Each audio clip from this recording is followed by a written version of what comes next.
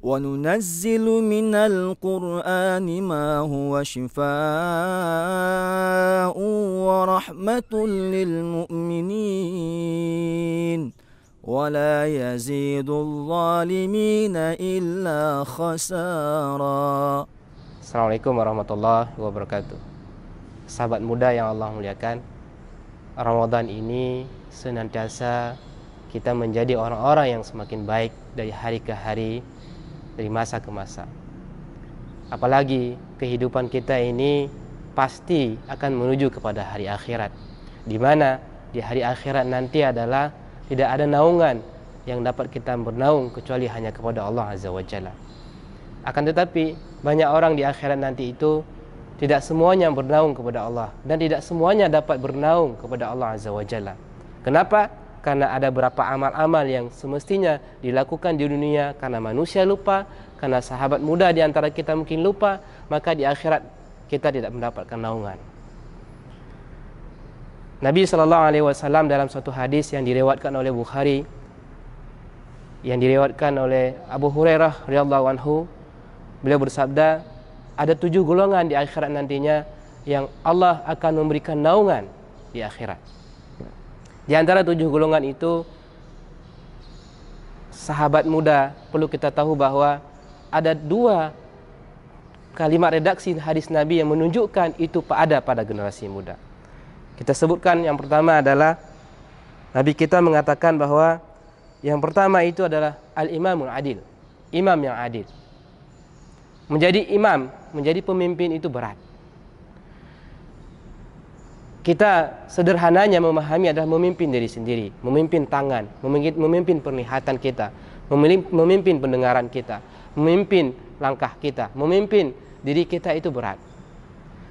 Maka untuk menjadi diri kita yang imam, yang adil bagi diri kita itu, kita latih di bulan Ramadan ini. Bagaimana kita bisa menjaga mulut kita untuk tidak mengatakan yang tidak baik. Bagaimana mata kita untuk tidak melihat yang tidak baik. Bagaimana pendengaran kita untuk mendengar yang baik saja. Yang tidak baik itu kita lupakan. Atau kita tidak mendengar perkata-perkata yang hanya menuntun kita untuk taat kepada Allah Azza wa Jalla. Maka saat itu kita sedang menjadi pemimpin yang adil bagi diri kita. Maka Ramadan ini senantiasa kita latih untuk menjadi pemimpin yang adil. Itu sederhana sekecil-kecilnya untuk menjadi pemimpin yang adil bagi diri kita sendiri. Konon lagi hari ini sekiranya ada di antara kita yang hari ini banyak anak-anak muda menjadi pemimpin, menjadi direktur, menjadi pimpinan perusahaan, menjadi wali kota, menjadi gubernur, menjadi presiden, generasi muda, maka insya Allah nantinya sekiranya kita menjadi pemimpin yang adil, menjadi orang-orang yang akan mendapatkan naungan Allah di akhirat nanti. Yang kedua, sahabat muda yang Allah muliakan, seorang pemuda yang tumbuh dewasa dalam beribadah kepada Allah Azza wa Jalla. Bagaimana ketika usia remaja menuju pendewasaan, generasi muda tumbuh dalam ketaatan kepada Allah Azza wa Jalla. Dari perbuatan yang senantiasa sebenarnya terjadi di saat pertumbuhan menuju dewasa itu, banyak keinginan-keinginan untuk melakukan maksiat, tetapi generasi muda tumbuh dalam ketaatan kepada Allah Azza wa Jalla. Ramadan mendidik itu. Ramadan menjadikan kita untuk tumbuh dalam keadaan ketaatan kepada Allah Azza wa Jalla. Maka jadikanlah momentum Ramadan ini sebagai sarana bagi kita untuk mendapatkan keutamaan, yang keutamaan itu akan kita raih nantinya di akhirat, di mana dinaungi oleh Allah Azza wa Jalla. Bayangkan saudaraku, banyak generasi muda itu terjebak dalam persoalan-persoalan yang kemudian dia lupa jati diri, kehilangan girah, kehilangan izzah sebagai seorang pemuda. Ali bin Abi Thalib pernah mengatakan bahwa bukanlah seorang pemuda yang mengatakan aku anak ayah, tetapi seorang pemuda dia yang berani mengatakan akulah seorang pemuda. Dia tidak bergantung kepada ayahnya, dia tidak bergantung kepada nama besar orang tuanya, tetapi dia menunjukkan dirinya seorang pemuda, menunjukkan dirinya seorang yang mampu menjadi orang-orang yang baik karena spirit dia ketaatan kepada Allah Azza wa Jalla di usia muda. Yang ketiga, saudaraku yang Allah muliakan, seorang yang hatinya bergantung dengan masjid, mu'allaqatul masjid, terikat dengan masjid. Ketika azan berkumandang, Allahu Akbar, anak muda paling utama menuju masjid. Anak muda menuju kemenangan. Ya Allah suruhkan hayya 'alal falah. Subhanallah. sahabat muda yang Allah muliakan, Ramadan ini senantiasa kita tumbuhkan diri kita supaya kita menjadi hamba-hamba Allah yang dicintai di dunia dan juga dicintai di akhirat. Bahkan nantinya di akhirat itu semuanya muda, nggak ada yang tua dan yang nggak ada anak-anak. Maka wajar sebenarnya ketika Allah mengapresiasi generasi muda yang taat kepada Allah, generasi yang muda yang mencintai masjid, di akhirat pasti akan dinaungi Allah Subhanahu wa taala. Subhanallah, sahabat muda yang Allah muliakan. Yang kedua, dua orang yang saling mencintai di jalan Allah, lalu kemudian bertemu karena Allah, berpisah juga karena Allah. Masya Allah, bagaimana kita hari ini sering membuat meeting, sering membuat pertemuan-pertemuan, perjanjian-perjanjian untuk membahas bisnis kita, membahas organisasi kita, memikirkan persoalan-persoalan umat. Maka kalau kita bangun untuk bertemu itu karena Allah, lalu kemudian kita pun berpisah karena Allah, maka Allah cinta pada kita. Mudah sekali ya sahabat muda yang Allah muliakan, bagaimana kita untuk menjadi orang-orang yang mendapatkan naungan di akhirat. Berpisah dan bertemu karena Allah. Kita berjumpa dengan kawan kita karena Allah, kita bertemu dengan saudara kita karena Allah, kita berpisah pun karena Allah, dan kita berharap, ya Allah, kumpulkanlah kami di akhirat dalam keadaan yang Engkau cintai, ya Allah. Sahabat muda yang Allah muliakan, Ramadan hari ini banyak sekali pertemuan-pertemuan yang dilakukan oleh kaum muslimin ketika berbuka puasa, ketika sahur, ketika reuni dengan teman-teman, ketika ingin misalnya membangun satu rahim untuk mencari solusi-solusi yang harus kita lakukan di saat Ramadan. Maka sahabat muda yang Allah muliakan, jadikanlah momentum Ramadan ini untuk kita mempererat hubungan sesama kaum muslimin.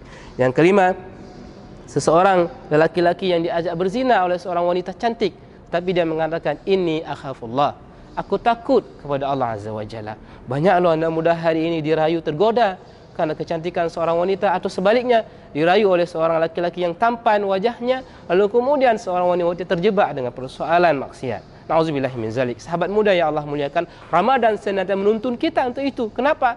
Karena Ramadan telah membentengi kita dari perkara-perkara untuk menganjurkan kepada maksiat. Maka hal inilah yang sebenarnya kita latih, kita bina diri kita, kita jadikan momentum Ramadan ini sebagai sarana untuk kita membentengi diri kita dari perkara-perkara yang menyebabkan kita terjebak dalam perkara yang menghantar kepada zina. Al-Quran jelas mengatakan, la taqrabu zina.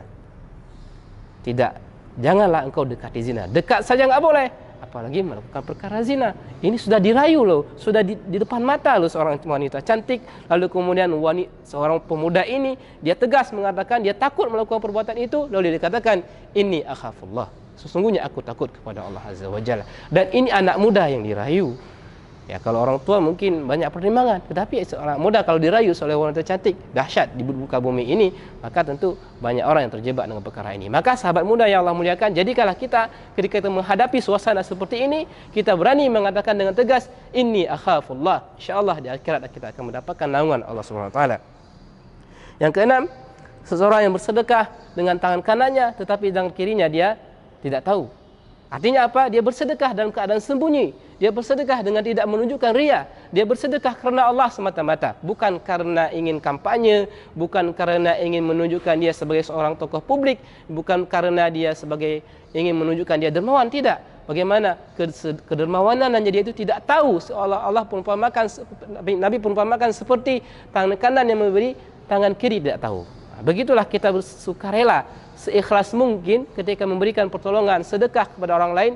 Tidak ada nilai-nilai yang menyebabkan kita terjebak pada ria, nilai-nilai yang terjebak pada kesombongan, sehingga pemberian kita itu ikhlas karena Allah Azza wa Jalla. Maka orang-orang seperti ini juga akan mendapatkan naungan di akhirat kelak. Sahabat muda yang Allah muliakan, banyak sekali anak-anak muda hari ini yang sudah profesional di pekerjaannya, bergelut di bidang bisnis, bergelut di bidang kepakaran dia masing-masing, tetapi barangkali mungkin ketika dia memberi masih punya niatan ingin dipuji, niatan ingin dikatakan sebagai apa. Maka sahabat muda yang Allah muliakan, Ramadan hari kita didik diri kita untuk senantiasa menjadi orang-orang yang kemudian mendapatkan keutamaan dalam bersedekah, seolah-olah tangan kanan yang memberi, tangan kiri tidak tahu apa-apa. Yang tujuh, sahabat muda yang Allah muliakan, seorang yang berzikir kepada Allah di malam hari, lalu kemudian air matanya bercucuran. Ramadan senantiasa kita latih diri kita untuk bangun lebih cepat sebelum sahur. Sebelum kita bersantap sahur dengan keluarga, dengan saudara kita, dengan teman-teman, maka kita senantiasa bermunajat kepada Allah Azza wa Jalla, memohon ampun dengan linangan air mata. Mengapa ketika kita menonton filem India, kita cepat sekali bercucuran air mata, tetapi bagaimana kita menadaburi filem kehidupan kita? Kita senantiasa sebenarnya di malam hari meneteskan air mata akibat filem kehidupan kita yang telah kita lakoni dalam kehidupan ini. Maka itu sebenarnya kita harus lebih menangisi, lebih bercucuran air mata di malam hari ketika kita ingin melihat filem-filem melankolis seperti filem-filem Korea, filem India yang sebenarnya dia banyak aja sahabat muda hari ini ketika melihat lakon-lakon di filem itu tersebut, kita lalu kemudian menangis. Tapi bagaimana ketika kita bermunajat kepada Allah di malam hari, di saat hening, lalu kemudian kita bercucuran dengan penuh kenikmatan berzikir kepada Allah Azza wa Jalla. Maka sekiranya ini bisa kita lakukan, insya-Allah, maka di akhirat nantinya kita menjadi orang-orang yang mendapatkan kesempatan yang dinaungi oleh Allah Subhanahu wa taala sebagai orang-orang yang mendapatkan naungan di akhirat. Subhanakallahumma wa bihamdika asyhadu an la ilaha illa anta astaghfiruka wa atubu ilaik. Assalamualaikum warahmatullahi wabarakatuh. وننزل من القرآن ما هو شفاء ورحمة للمؤمنين ولا يزيد الظالمين إلا خسارا.